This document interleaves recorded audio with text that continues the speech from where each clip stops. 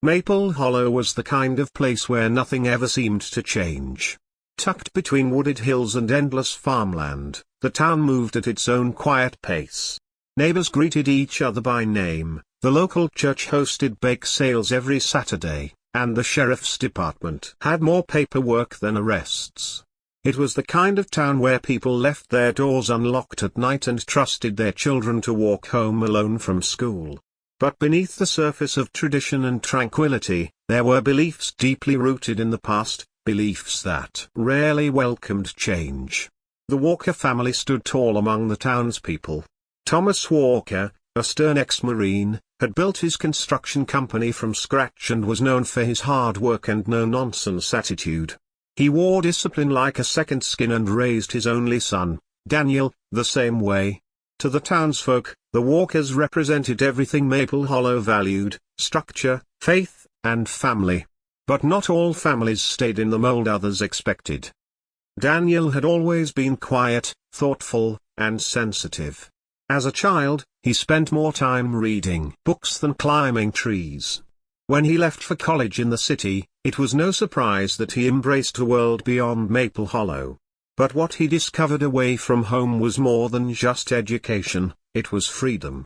The freedom to live honestly and love openly.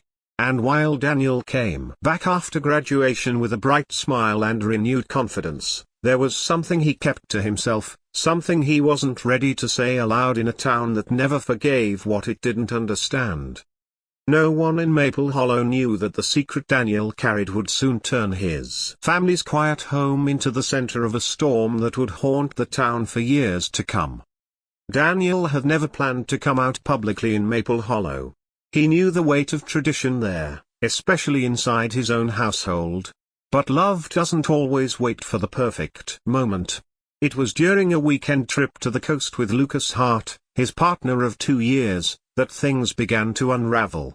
Lucas, full of joy and unaware of how tightly Daniel guarded their relationship, shared a photo online, a candid image of them laughing on the beach, their hands intertwined. The caption was simple: he said yes. It was meant for friends and family who had supported them, not for the gossip circles of a small conservative town. Within hours, the photo was seen by someone from Maple Hollow who recognized Daniel. It spread quickly, first through private messages, then on public community pages. The Walker name, once spoken with respect, now became the center of whispered conversations. Phones rang, church groups held sudden meetings, and the mood in town shifted. To some, Daniel's engagement was seen as brave. To others, it was viewed as betrayal. Thomas Walker saw the photo through a forwarded message from a church friend. He stared at it for a long time, his jaw tightening. It wasn't just about his son loving another man, it was about the perception of weakness, of defiance, of shame brought upon a family name he had spent decades protecting. That single image, joyful in its innocence, struck him like a knife.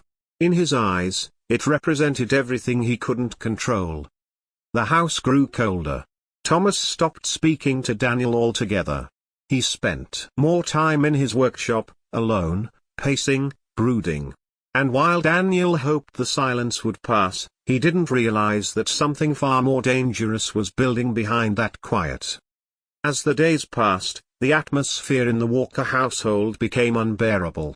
Daniel tried to maintain his routine, waking up early, helping with chores, and keeping his engagement talk to a minimum.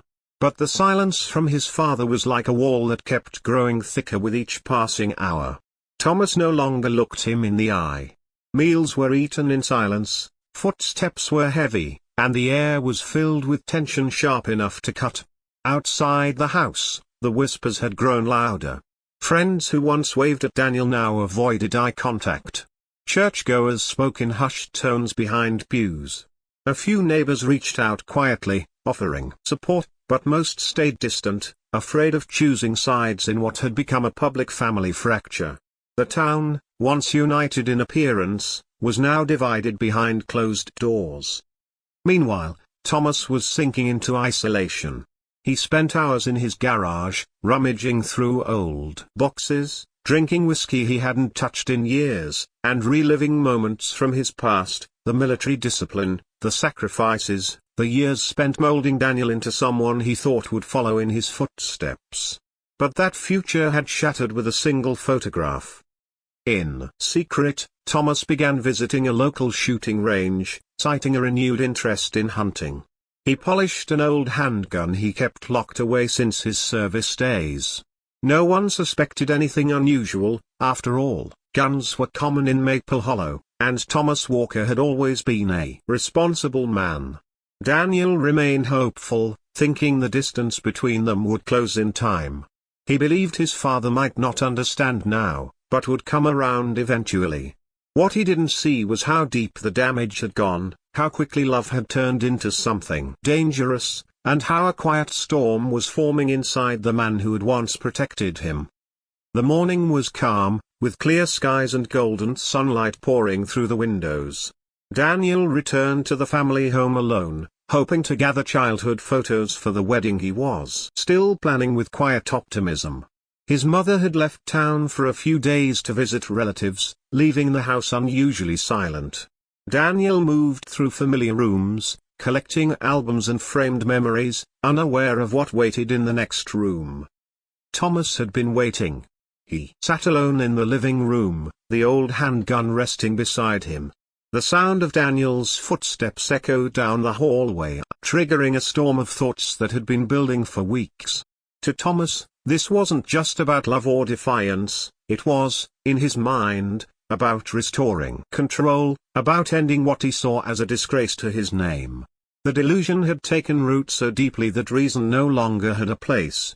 At precisely 10:14 a.m., a single gunshot rang out across the quiet neighborhood. A neighbor, watering her plants across the street, dropped her hose and ran inside. Minutes later, police sirens wailed down the road. Thomas had made the call himself. Calmly, with no emotion in his voice, he told the dispatcher, "I shot my son. I'll wait here." Officers arrived to find Daniel lying motionless on the floor, a blood-soaked folder of photographs beside him. His belongings had spilled across the rug, pictures of birthdays, vacations, a kindergarten drawing of his family. The scene was surreal, frozen in a moment that would haunt the town forever. Thomas was taken into custody without a struggle. He didn't ask about Daniel. He didn't speak another word. What had been a quiet home full of memories was now a crime scene marked with yellow tape and silence more deafening than ever before. The trial of Thomas Walker drew national attention, transforming Maple Hollow from an unknown town into the symbol of a tragedy rooted in intolerance. News crews camped outside the courthouse, while residents debated what had gone so terribly wrong. Some tried to defend Thomas, calling him a man broken by betrayal and culture shock. Others saw only a murderer who couldn't accept his son's truth. The town was split down the middle, its quiet streets now buzzing with tension and unease. In court, the evidence was undeniable. The 911 call, the weapon, the lack of struggle, it was all laid out before the jury. What gripped the courtroom most wasn't just the facts, but the haunting absence of remorse. Thomas never looked up during testimony. He never spoke Daniel's name again. To him, his actions were final, justified in his twisted sense of honor. Lucas Hart sat quietly throughout the trial, clutching the ring he had planned to give Daniel on their wedding day. When it was his turn to speak, he described a love story interrupted not by fate, but by hatred. He told the court about Daniel's laughter, his dreams, the house they had toured together, and the future they had imagined. His words cut deeper than any evidence, leaving even the judge visibly shaken. Thomas was sentenced to life in prison without the possibility of parole. The decision brought legal closure, but no true peace. After the trial, Lucas left Maple Hollow, unable to stay in a place where love had been met with violence. A memorial garden was planted outside the town library in Daniel's name, a space filled with flowers, silence, and sorrow. And though seasons would pass, the memory of what happened inside the Walker home would never leave the town where silence once reigned.